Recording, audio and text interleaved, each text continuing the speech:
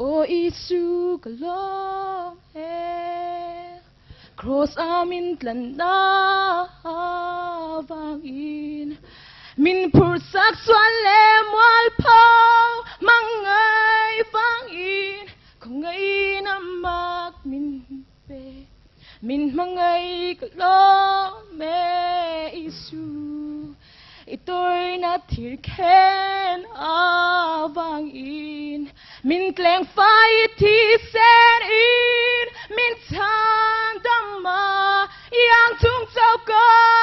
dam na kan tu be ram na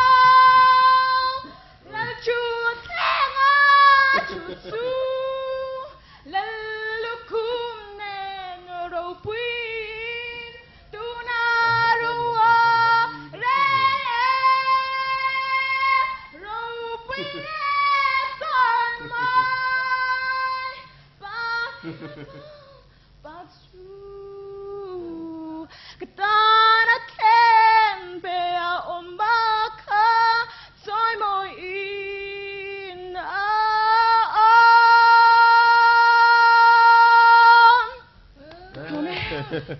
Isai ring nghe hả em chẳng cái dám đâu á chú dám chúng phun Isai ring khóc mày rồi cái nào dám đâu là dai lệ tôi nên là cũng là bảo